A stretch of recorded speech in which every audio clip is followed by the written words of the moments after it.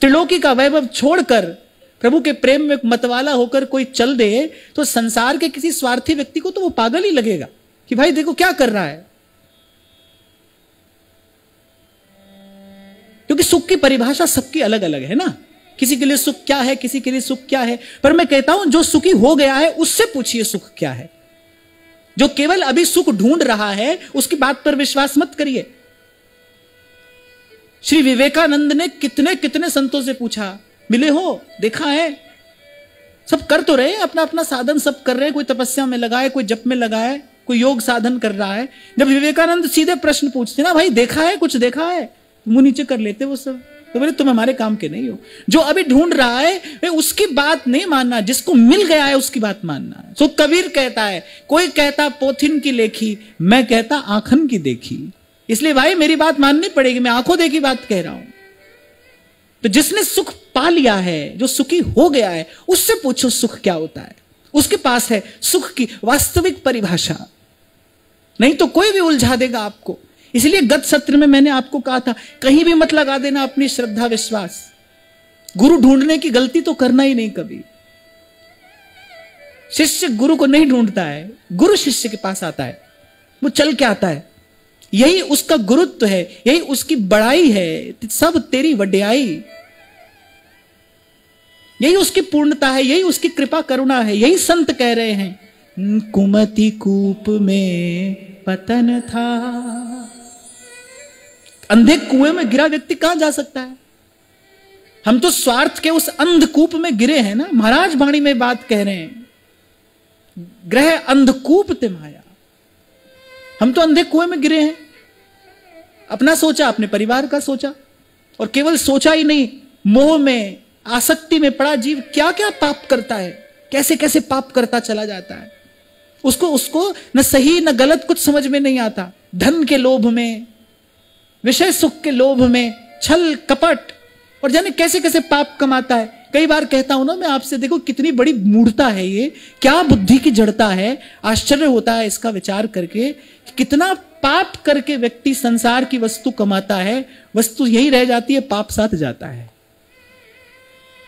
जरा बुद्धिमानी से इसका विचार करो, इतना घाटे का सौदा करते हो, पाप साथ जाता है। कौन कहता है हाँ साथ कुछ नहीं जाता?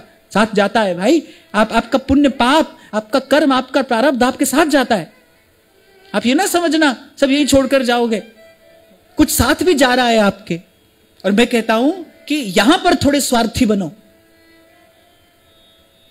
जो साथ जाना है उसका विचार करो, जो यहां रह जाना है उसका विचार नहीं। जो किसी भी प्रकार से छूट ही जाना है उसकी क्या चिंता करना। जो आपकी पकड़ में आना ही नहीं है उसको पकड़ने का क्या प्रयास करना। जो आपका है, जो अपना है, जो साथ रहेगा, देर तक रहेगा, दूर तक चलेगा, उसका विचार करना चाहिए। और यही मति, इसी को सुमति कहा है संतों ने। फिर ये सुमति संत देगा, ये सुमति संत देगा, धोएगा दुर्मति। तो ये भाई हम अपनी ओर से काम नहीं कर सकते। तो अंधे कुएं में पड़े हैं हम, तो कुमति कूप में हमारा पतन है। कोई समर्थ आता है, कोई मुक्त आता है, जो स्वतंत्र है। बड़ा सुंदर लगता है ये शब्द मुझे, स्वतंत्र। क्योंकि पराधीन सपने हूं सुख नाही। और जब तक कोई प्रभु के आश्रित नहीं हो तब तक वो बंधन से मुक्त हो ही नहीं सकता। मामेव ये प्रपद्यन्ते माया मेताम तरन्तिते। इसीलिए मैं आपको कहता हूं, कई बार संसार में कोई किसी से प्रेम करता नहीं, कर सकता नहीं, क्योंकि संसार का प्रेम तो बंधन में डालने वाला है। संसार का प्रेम तो बांध लेता है ना आपको, आसक्ति की बेड़ी से जकड़ देता है। जैसे ही इस भाव के निकट आप जाओगे, बंध जाओगे आप, आपकी गति कुंठित हो जाएगी। बहुत निकट से मैंने, क्षमा करना, बहुत निकट से मैंने इस दुख का, इस पीड़ा का अनुभव किया, इसलिए कह रहा हूं आपसे। कुछ प्रेम जैसा कुछ यहां संसार में नहीं घटता है भाई।